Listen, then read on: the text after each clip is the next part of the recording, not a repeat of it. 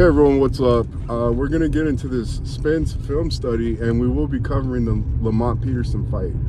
Now, I'm using this fight specifically because it points it and highlights a lot of things that are present in Spence's game.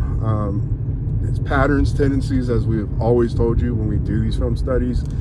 You know what I'm saying? But it's also going to answer and highlight some other points in this fight, such as how strong is Errol Spence and what is his strategies, you know what I'm saying? And it's also going to highlight how good of a finisher he is too, and we're going to kind of show you why he's not that great of a finisher, and that will become apparent in round 5.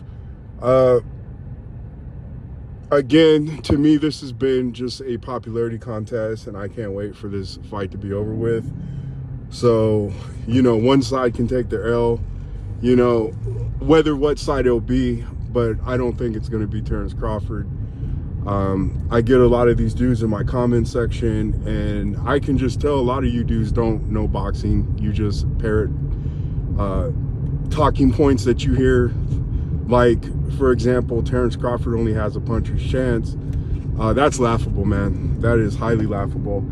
And you know, we can get into that as we get into this film study, but what's the other one? You guys be trying to make this comparison to Roy Jones, and listen, Terrence Crawford's probably my favorite fighter of this era, and this era is weak, guys. I'm keeping it a buck with you. This is a weak era, okay? Guys like Sean Porter, Danny Garcia would never thrive in any other era. You understand? Especially Errol Spence. You know, you would have been forced to have to fight people, you know, none of this easier route and, you know, let's try to build a guy into a star and all this type of stuff when you don't have the numbers to support it. Again, we've gone over this subject plenty of times, although plenty of you probably won't agree with my take. But, you know, this era is weak to me. And I just got to call it a spade. You know what I'm saying? I don't respect this era that much. Terrence Crawford, he's a dude, he kind of has his foot in the old and the new. He was born in '87. I think that's a big part of it. But you have these dudes like Spence that were born in the 90s. I'm not impressed with these guys. I'm really not. These dudes want to be Floyd Mayweather before they really put that work in. You know, and they want all the, you know, Keith Thurman, they're all the same. You know, you want that quick route, that instant gratification. You want affirmation. You know, you don't, you know, you duck a man for years, and you trying to create even more narratives on, you know, why this man, you don't understand why this man is rated more highly than you and he's the favorite of the fight. I mean, for people that know boxing, for people like me that were born in my era, we don't fall for this type of nonsense. You know what I'm saying? You know, Regis Prograis, for example, a dude in my comment section, I'm not talking crap about this dude. I get it. The television's telling you that these fighters are so great. And me, I'm not really impressed with what I see. You know, I don't fall for that type of influencing and suggestive selling that they do on the TV, guys. These guys, PBC, they're fighters, dude. They're given silk sheets before they're even given belts. They don't take much risk. They are the masters of showcase fights. You know what I'm saying? And when these guys, you know, like a Sean Porter, for example, you lost to Brooke because you weren't ready. You know what I'm saying? You were feasting on dudes you were supposed to be. And, you know, it's a trend that you see oftentimes with a lot of their fighters. You know, I think if Kell Brook were healthy, he would have probably beat Errol Spence, to be quite honest with you. Errol Spence to this day tells you that damaged goods fighter, you know, was his strongest and stiffest challenge. And he tries to paint this picture like, hey, I had to overcome so much and people were throwing chocolate brownies on me and blah, blah. Dude, you were beating a dude coming off a loss. That's wounded prey. You understand? PBC, they don't produce apex predators. They produce a lot of scavengers who want that easy route Floyd Mayweather stuff. You know, that's who they look up to. It's crazy to me too that Floyd's their most active fighter. You know, him and Tank, those are the two most active fighters at PBC. Everybody else, you know, you get in these car wrecks and, you know, you got mental issues. You got the Charlos and Danny Garcia, you know. There's a lot of weird stuff going on with the fight culture over at PBC. And I think you new fans, you take this stuff to heart and you just don't kind of, you can't like take a couple steps back and just listen and see what people are showing and telling you, man. Because you've been brought up on this thing and you think that, that these dudes really are the premier boxing channel. I'm telling you right now, you can tell who's been trained and crafted on a televised series and who hasn't, man. And I'm telling you, just like Wilder, you guys tried to get Tyson Fury. You saw he had mental issues and was out of shape and all that stuff, and it ended up biting him in the butt. He did, you know, get paid out of it, but here you are trying to fight AJ today, when you could have already had that 120 million in the bank. You know, that was the first time Wilder even got paid, was when another company offered him something, and PBC, the only reason to keep him, had to match it finally. And we could get in more detail about all that type of stuff. But even now, Heyman is overrated. You know what I'm saying? Guys like B-Hop could sell 400,000, you know, 600,000, and they would catch crap for those type of pay-per-view buys. And you guys sit here, you don't even know the real numbers, and you'll hype these guys up as stars. And today we got a man who calls himself Moby Dick. But, you know, it is what it is. You went from big fish to, I guess, a shark, and now Moby Dick. So, and he calls himself him here in America, dude. And I mean, delusion's been there, guys. You know, and yes, I am a hater. I don't care if I receive that moniker. That's fine with me. Call me a hater, bro. Like, but when I'm showing you film and I'm showing you how ineffective this jab is, what does me have to being a hater have to deal with hard proof and evidence that's right in front of your face? And likewise, as we always do on this channel, we're going to bring you hard evidence, and we're just going to tell you how it is. We're not going to sugarcoat your guy. You know, we're not going to do fan fiction. You understand? I understand this is affirmation society today. People don't like the truth. They hate the truth. You know, they want to be fooled, you know. But as it says in Ecclesiastics, there's nothing new under the sun. You guys want to believe Crawford's the smoke and mirrors, although this dude ducked for years. Told him the easier route. Whatever nonsense and mythology you guys want to follow and believe in, that's your deal, you know.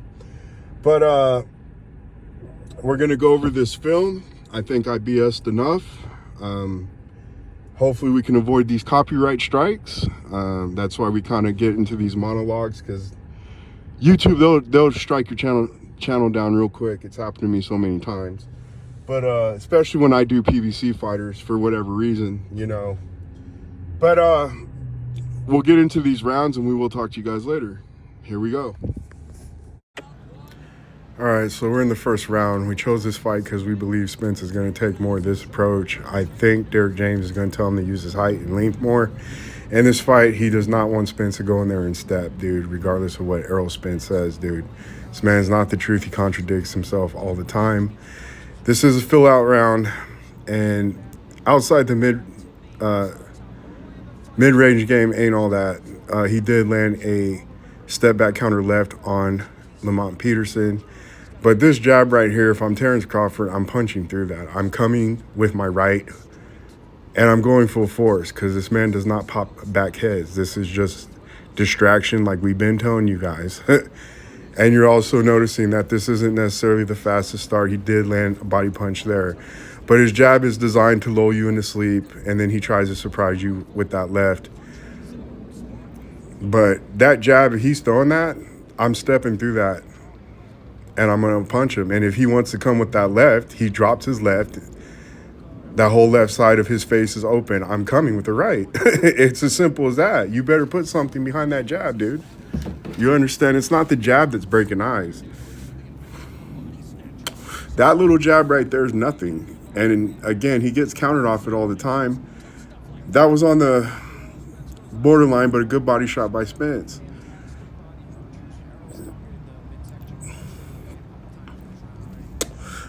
Almost countered with that right there. Lamont was scared to put emphasis into it. He would have caught him already. But again, that jab is counterpuncher's wet dream. I'm punching through that every time. That jab's doing nothing. It's nothing but a distraction. It's smoke and mirrors, guys. Now, he tapped him with that little left to the body, but it was right there wide open. Terrence Crawford should not be in peekaboo shell against Errol Spence.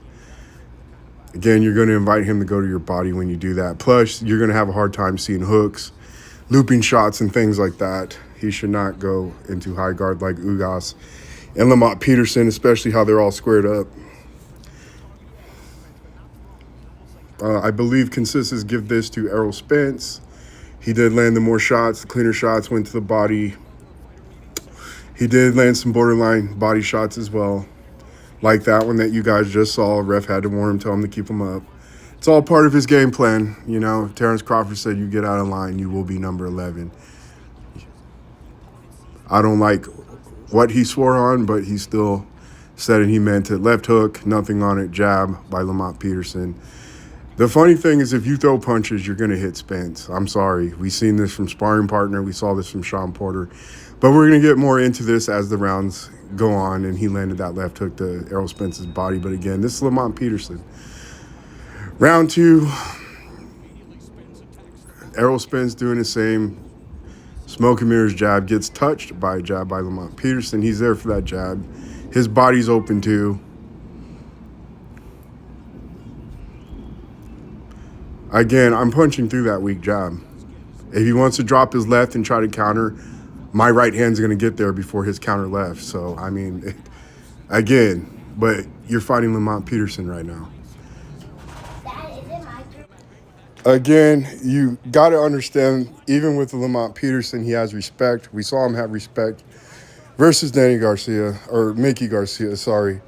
And he's going to give Terrence Crawford his respect. You guys are crazy, especially when Crawford's landing punches like you just saw Lamont Peterson with that lead right. And they're going to have far more effect. Landing jab, lead right again. This man is there to be hit. If you throw punches, guys, you will land on this man. Another thing, too, is even during this fight, Spence himself, Al Bernstein tells a story that Spence called himself a passive-aggressive pressure fighter. It's so funny. I come out with that video, Catch Crap. And this man says it about himself, too. Go watch the fight. Listen to the commentary. It's in round 3, guys. But if you throw punches, you're going to hit Spence. It's just as simple as that. That weak-ass jab again. You just got to watch for the sneaky left. But again, while he's retracting that weak-ass jab, hit him with that right. And it's going to get there before his left. He's going to drop it down below by his waist. You'll be fine. And if you're aggressive versus Errol Spence, he's not going to engage with you. He's going to, again, he himself said it, he's passive-aggressive. He will let you walk him down and get sequences off on him. Now, this is where you don't want to be, where you allow him free work, because that's, again, when he does get aggressive. But when you just punch at this dude, he's not going to do nothing, guys. He's a boogeyman, but he's a Keith Thurman boogeyman. He's a dog, but he's a dog that you can take into the grocery store. You know, you can take him into Chipotle. You know, he's that type of dog. He's not a real dog. Terrence Crawford is a dog. You can't take him in the grocery store. You can't take him in McDonald's. And you know how you see how these dog owners are. Terrence Crawford's a different dog. And Spence is going to find that out early on. And again, if he wants to fight at this pace with this much respect to Terrence Crawford, you're already playing into his game.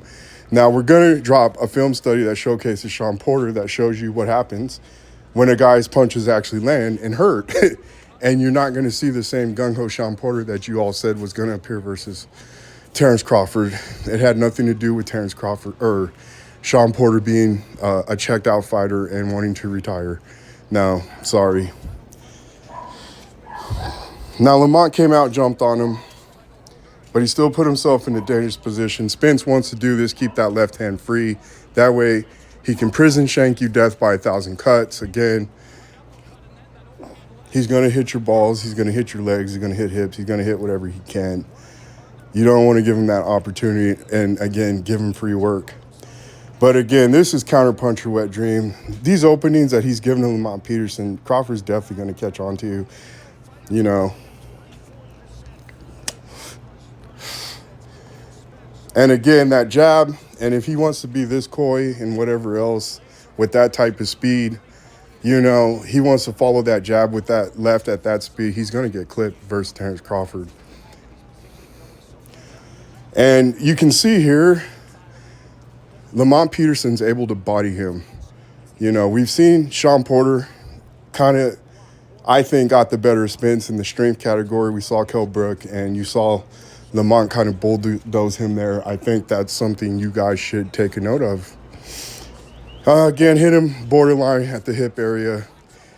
Spence is having more success, but he has been catching some shots here. And again, I believe this is the Errol Spence you're going to get.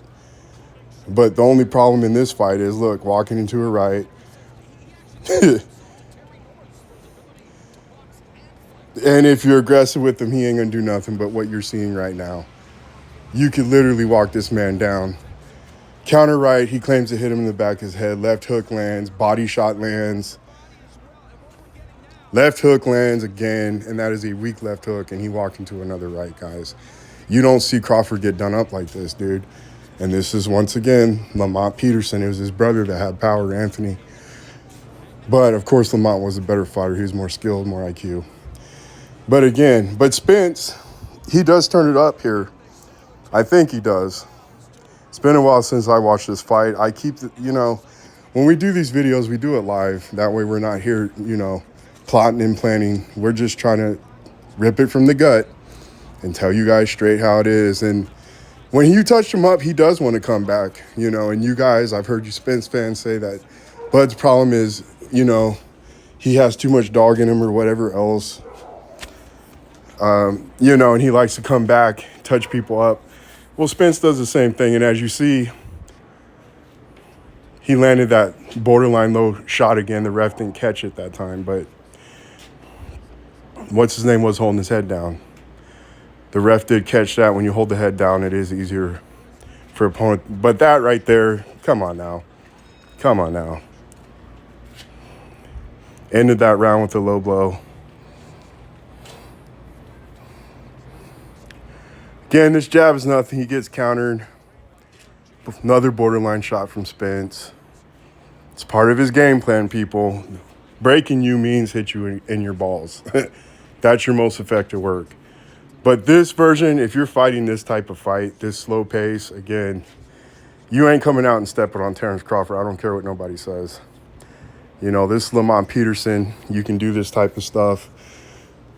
Again, he's fighting you with that jab. He's fighting you with single shots. Terrence Crawford also can chain his shots together. It's called juggling. People, they throw combinations, flurries. You know what I'm saying? Terrence Crawford actually lands multiple punches in sequence. It's called juggling. Another low blow. Get your warning, and you've been doing it all night. Ref warned you once. Now he's giving you a hard warning now. It's just part of his game plan, people. When you touch him up, he's especially going to go for your nuts. That's just what Spence does, dude. But again, Crawford said you get out of line, you're going to get knocked out. And I believe Crawford. He's going to get you. You're just going to make him mad. If you make him mad, you're not the type of guy that can withstand what Crawford has for you. I'm sorry. Again, sparring partner, Lamont Peterson. If you throw a punch, you're going to land it on this guy. No, his defense is not better than Crawford's. No, his fundamentals are not what you guys say they are. Nice body shot, jab, straight left to the body. But this is what you're going to get, a more respectful Spence. And you had this type of respect even for Lamont Peterson, dude, who's catching you with some jabs. Straight lead rights. Again, and if you're aggressive with him, that's what the Spence you're going to get. And you could literally walk him down and beat him. No one's done it yet. You know what I'm saying? But you can. Sean Porter proved that. If you're aggressive with this guy, he's not going to do nothing. He's passive-aggressive. Counter right.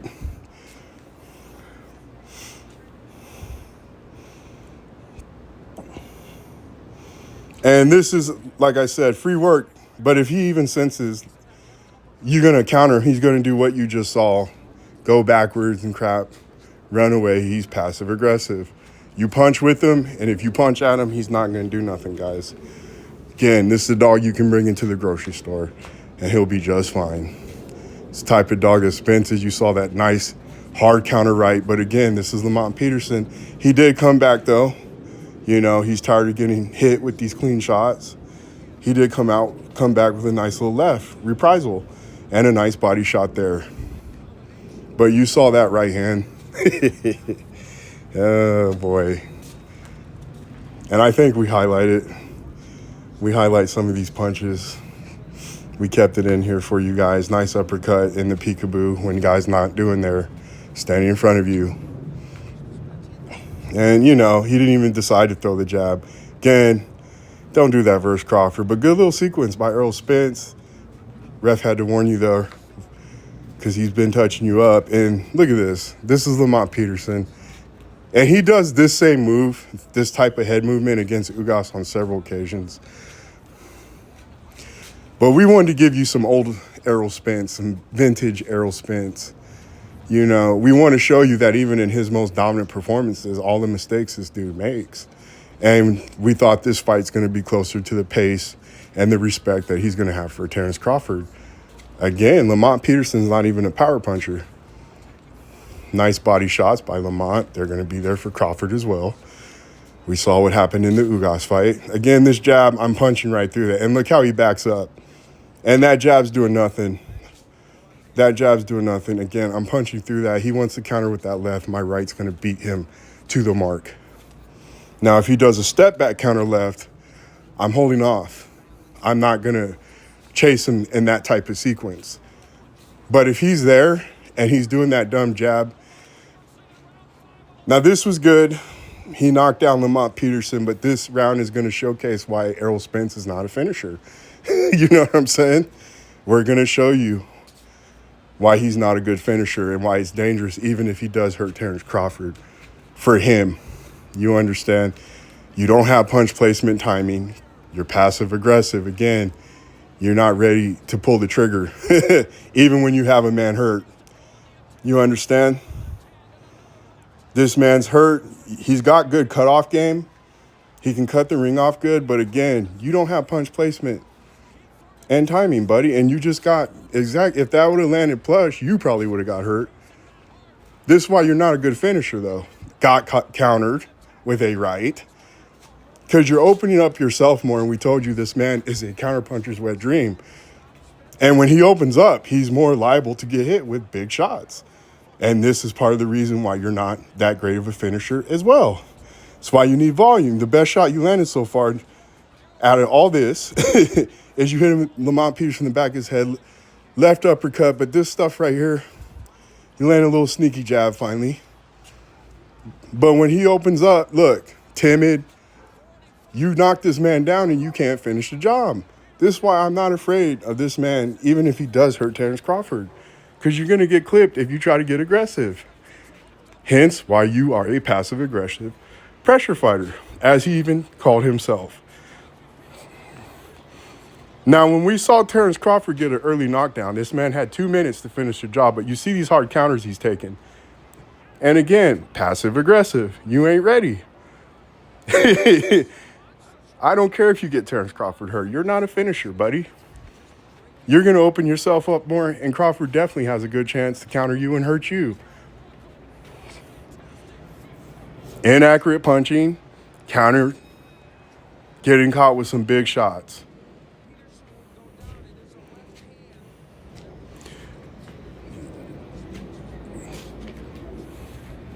That was just free work sequence, just like against Ugas. You sit there and you shell up. The man, he's going to grow balls and throw punches at you. But when you fight back, even when he had you hurt and he should finish you, you punch back. He ain't going to be aggressive. This is what I'm saying. You're the dog that I can bring into the grocery store. You're not the dog that Terrence Crawford is, man. You're just not. Accuracy ain't there. Getting countered. And those weren't even the best counters, you know. Now, here we are. Good patient approach. He does end up getting Lamont. Look, another borderline low blow, but get countered with that jab. And he followed it with a nice left. Good job, you know. This man's in a state where Errol Spence can have more success with his little tricks, which, again, is just breaking cadence, you know, off cadence type shots. Counter left again. This is Lamont Peterson, lead right again. And this is right after you hurt this man. Again, you want to do that type of stuff where you went to the body just now again. You're going to get clipped doing that against Crawford, dude. We're just telling you. This is one of his most dominant performance guys. And we're just telling you, even in these types of fights, you make too many mistakes. Now, Lamont landed a low blow or got close to landing a low blow on Spence. But the lead right there, you know what I'm saying? But you have defense and fundamentals. Okay. Okay, people. Good body shot, right hook. The only punch I am worried about in this fight, it's funny, is the right hook from Errol Spence. Again, when Crawford's in southpaw position, that hook can land outside your peripheral, so it's harder to see. Now, Spence don't have that great of a right hook, but it is strong and powerful. He is a strong guy. You understand? If it's a punch you don't see, of course, it can have an effect, but getting countered again, you know, and he is opening up more, you know. But I'm not impressed with what you guys claim is that guy, you know. I'm not. Why should I? I understand you guys come up in my comment section crying and writing paragraphs and books, but we do this with film, guys. We do this with film. It's not blind hate. We're just spelling it out to you right there in front of your face. Not an aggressive guy. Doesn't use his size. Barely got Lamont Peterson to the ropes. You're going to be fighting with Terrence Crawford in the middle of the ring all night. Left hook. Wide open. Almost caught you with the right hook. Went downstairs with the body, guys. Come on. Come on. Terrence Crawford only has a puncher's chance, guys. Get out of here. Stop. Stop it, guys. And we gave you a healthy Errol Spence, guy who's not out here flipping cars and all this other nonsense. You understand? We're giving you Errol Spence when he around his best. I could use the Ugas fight, which we will do. I thought the Ugas fight's a little too early. Plus, it's not a good representation. Ugas literally stood there in high guard, right in front of Spence. We thought this one would be better. Plus, this gives you an outline of Spence. Even when it calls out his strength, even showcases his finishing ability, which we told you is weak. You know what I'm saying?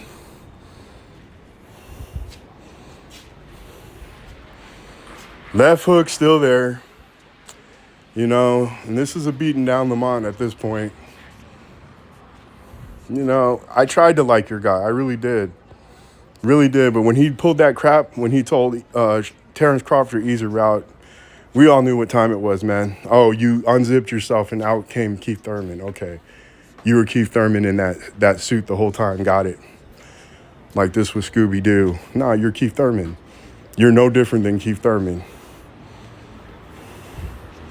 Keith Thurman's talking about, why don't I get 3 belts before I fight? You done this and repeated the same lines Keith Thurman used on you. That's when I stopped liking your dude Spence. And we just call it a buck. But you had that guy hurt in round 5. You saw his inability to finish. You saw he was a counterpuncher's wet dream when he started trying to get more aggressive. Again, when you guys go back and watch this fight on your own, listen to the commentary. He himself calls himself a passive-aggressive pressure fighter. You know what I'm saying? You know, I understand you guys are mad when I talk crap about your dude, you know? But I don't see what you see. I don't have love eyes. I grew up in a household with tough love. I didn't do that coddling, you know, the treatment that a mother gives to a child. I didn't grow up in that type of environment. You know what I'm saying? I had both parents, and my dad was very tough. You know, we do tough love here. We don't do this good job, buddy nonsense, you know, that maybe a lot of you guys are used to. Now, he's showing off, you know what I'm saying? He's doing a little sidestep. And Anthony Peterson used to do that sidestep too, but he would try to knock dudes out of that step. Get caught with that jab, showboating. Now, you don't see this in any other Errol Spence fight, you know, and he's here getting caught with these clean shots, you know, and you had this man hurt. And you're here showboating and crap, you know? And we saw this in the Denny fight too. You had Denny hurt, but you let off the gas and you kind of let Denny back into that fight. So this is a man, another point, you Terrence Crawford, when you guys watch professional chess, when you watch the chess masters and they sacrifice the queens and everything, their whole point is checkmate right off the bat. This dude, he has to take all your pieces and showboat. He's that guy that'll take your pieces and then talk shit to you and clown around while he's taking your pieces instead of just getting the job done. Terrence Crawford, he's going to get checkmate as soon as possible, and if he's got to sacrifice a rook, bishop, queen, he's going to do that. This dude right now, I don't know what he's doing in this fight. You know what I'm saying? Doing this showboating dancing, this backup dancing that he likes to do, get countered with that, right? But yeah, you're getting Lamont Peterson, but this is a 140-pounder. You know what I'm saying? So He quits after this fight. We'll get into our closing monologue. Studies, up to date one, a little rusty. In our format, we always did it real time. You understand? I don't sit here and edit, delete my commentary, and then come with, a more preferred commentary. That's just all off the rip. So it does take a little practice to get back to that form, how we used to. So I do apologize for this video, but I don't know what to tell you guys. Again, I don't think we're going to get aggressive Spence that's going to come out there and go to war. Again, we mentioned in the film study that we are going to show you what happens when it's a guy whose punches actually hurt. And then we see, the Sean Porter that you all thought was going to appear versus Terrence Crawford that showed up versus Spence. We see how guys like that, especially guys that rely on volume and they're not the most accurate punchers, how that output definitely gets cut down. So we'll probably upload that one here pretty shortly too. Although it's somewhat off topic, but it is on topic, if that makes sense. Spence, we've been telling you, how many times do I got to beat a dead horse? You're not getting 700, 800, 900 punch Errol Spence. You're just not going to get that guy. I'm trying to tell you, this is a man that's bought into his own hype. He's over here trying to convince people, that he's this unsung hero victim in this story. And, he's trying to have his cake and eat it too. And I've seen this so many times in so many fighters. You understand the popularity contest. It's typically those guys. They're not as grounded in reality. Back in the day, been at it with the Pacquiao fans, been at it with the GGG fans, been at it with so many fan bases. And I just watch you guys. You'll jump ship and you'll jump on the next one. That's how a lot of you dudes are. It was guys like Mike Tyson, Roy Jones that got me into the fight game, and became a fan. And you guys had PBC fighters to introduce you to the sport. And I think you're the ones that are being cheated. If you believe guys like Keith Thurman are really that dude, and Danny Garcia's of the world, and of course, Errol Spence, the guy who got the late start. And, I always said this, their system's always been a crab in a bucket system. These dudes always played little girl games, mean girl junior high games with each other, and they all move the same way and they all repeat the same lines. You know what I'm saying? Sean Porter used to do what Keith Thurman did to Spence. Spence doing to Terrence Crawford what Keith Thurman did to him, even using the same lines. They have a matriarchal society over there at PBC. You understand? You look at Hyenas, their leader is a female with a fake penis. Go look it up. And, when they come across those real apex predators, they typically get exposed. Keith Thurman, this is why Keith Thurman falls short when he faces a Manny Pacquiao. You understand? He's out here gambling on the night of his fight. He's hanging out with Broner and Floyd at the gambling table. He's eating pizza and ice cream like a kid. And, of course, he's making out with his wife like a junior high kid, in his locker room right before he's about to step out of the most important fight of his life. And because he's a guy who's been given so many opportunities, these guys, they will blow their biggest chances. Spence with, getting his eye messed up. You could have had that Manny Pacquiao fight. And I'm telling you, Terrence Crawford ain't a dude that ain't going to let an opportunity slip away. I'm sorry. That's just not how he was raised. Again, he was brought up in a tough love home, Errol Spence and Keith Thurman, they were brought up in nice households. You understand? They both have the approach where they both got in car wrecks. They're injury prone. You understand? Don't do what they're supposed to. And you guys, 1 minute Spence is over calling himself Tim Duncan. The next you're calling yourself Allen Iverson. You know what I'm saying? We all loved Allen Iverson, but he was way more skilled and versatile as a basketball player. But you didn't practice, you know what I'm saying? And Tracy McGrady, he was another one of those types of guys. When he worked hard, he did some pretty crazy things. Tracy McGrady was one of my favorite players, you know. That year when he got bounced out by Detroit, you know, that year he took that offseason serious. He was working out every day, but, you know, he used to smoke weed and sleep all the time. He even said this. You know, Kobe, this is a guy that worked hard, you know, was a psycho in the gym. And Terrence Crawford, this is a man who trains other fighters, keeps busy all the time. Even when he's messing around, he's still working. You know, if dudes are talking crap and he's in street clothes, he's going to go jump in the ring and spar. If dudes are going to talk crap to him and they're on the court, he's going to, you know, play barefoot on that court. That's just the type of dude that he is. He's a different dog, just like we said in the film study. Again, Terrence Crawford, I can't bring him into the grocery store with me. I can't bring him into the restaurant, you know. But Errol Spence, he's that type of dog who's trained enough where you can put him in those types of environments. Terrence Crawford is not. We're still over a month away from this fight, you know. I did go on vacation, had a good time with my family and my kids, you know, had an excellent time. We went to Bryce Canyon and Zion National Park. It was pretty cool. Saw some good sights and things like that. It was nice to see a different culture, although they were a culture of Mormons. I'm not going to talk crap, but it was very beautiful land, very beautiful, you know. But we're back, and, you know, keep doing what you're doing, Spence fans. This one you're not going to like. And, you know, I respond to a lot of you guys in the comment section, so it's not like I duck smoke. So go ahead. We take it all, criticism, whatever else. We get it, man. Definitely get it. But this fight's going to approach, and, again, I see this no other way but Terrence Crawford knockout, man. Errol Spence is an unconscious puncher. He's a repetitious guy. He does the same thing over and over again.